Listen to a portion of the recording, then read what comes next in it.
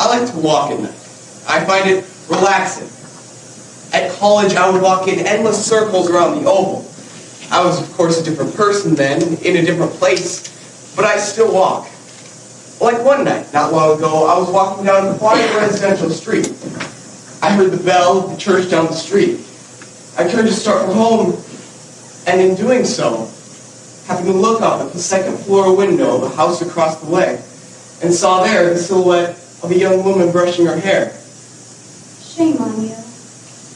I stopped, I watched, and after a moment the light went out. I was having trouble swallowing, I think. An old man was walking his Pekingese past and looking rather oddly at me, so I walked up. When admiration becomes obsession, the results can be fatal. Lurker by Nigro. Let us understand first of all my priorities. I love my cat, I love my garden, and I keep to myself. Each night at midnight, I undress and run a warm bath. I'm obsessive, I think. I make little rituals. I find patterns in my life and I cling to them. When I'm frightened, I cling to patterns. I called in sick at work, and in the afternoon, I walked to the house. I found a small alley behind the house and walked into that alley. I was very nervous, but I couldn't stop. There was a high wooden fence around the backyard. My father built that.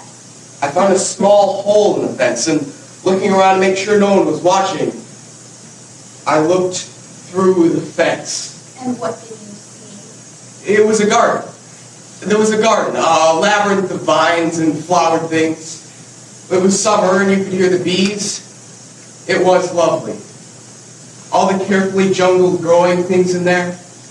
And at the center of it all was a girl in a two-piece swimsuit, sunbathing on the grass by 3 rose bushes. White roses and red. I watched her. I forgot all about the alley, my job, my life. I longed to be in that garden with her, safe. I forgot all about the alley, my job, my life. I longed to be in that garden with her, safe. I heard a noise. I turned back to the alley, annoyed and startled, and there, down the alley, was a boy, perhaps 15, astraddled a bicycle, looking at me. I walked away as slowly as I could, not looking back. I read a great deal, and I keep my house immaculate. I take long baths, and I dream often. In the garden, there's a praying mantis by the 4 o'clocks, watching, motionless. Image of God in the eye of the mantis. Cold eyes, horrible. It devours the helpless. I lie in the sun and I think of lovers. One must be so careful. I live alone. I have a cat. And when the grass in the garden is freshly cut, the smell intoxicates. That night, I come to the house a few minutes late and she is just switching the light off. I cross the street and look up at a window from across the yard. I go to the front door. I hesitate. I turn the knob.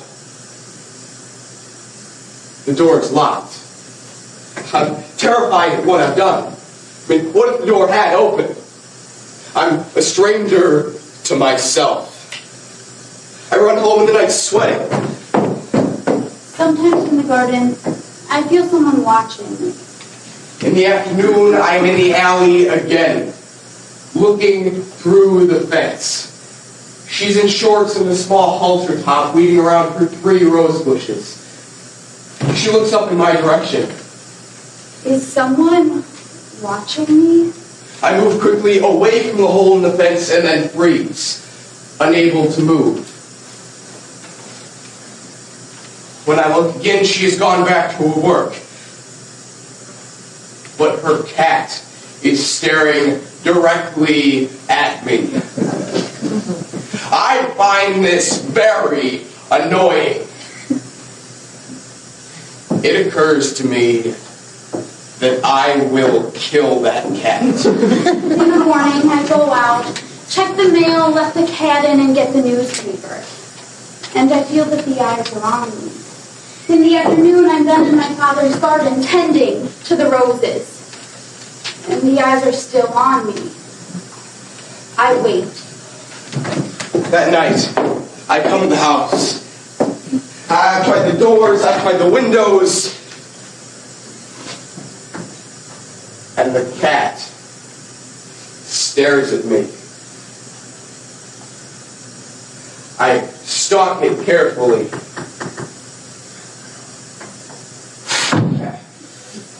The cat jumps up into the windowsill and into the house. But the window is open.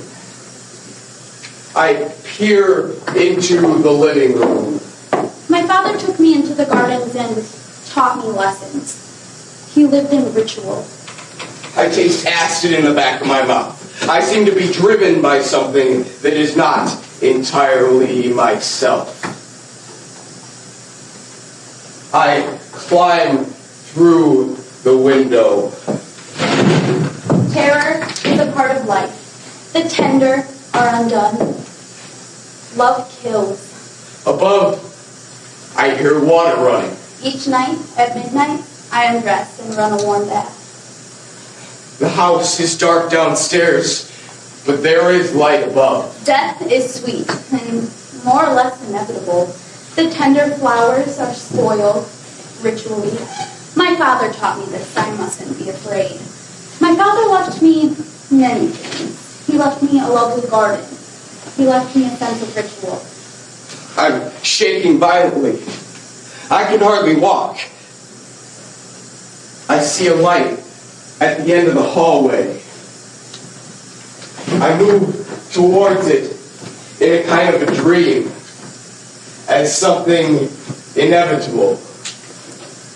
A kind of terrible ritual. My father left me a set of long, sharp knives. One knife, I learned especially. I hear the cat behind me, behind the door, and I turn in time just to see the girl's face. At night, I dig in the garden by my 3 rose bushes. And now, decaying here softly beneath the fine, rich soil of the garden, I understand. I think, and I do not object. In the afternoon, I'm lying in the sun. I undo the top of my suit. Through the hole in the fence, the cat can see a boy of perhaps 15 on a bicycle watching me. I lie by my 4 lovely rose bushes all in a row and wonder, where shall I put the next one? This is truth. This is my ritual. The cat sees the boy through the fence and purrs and purrs.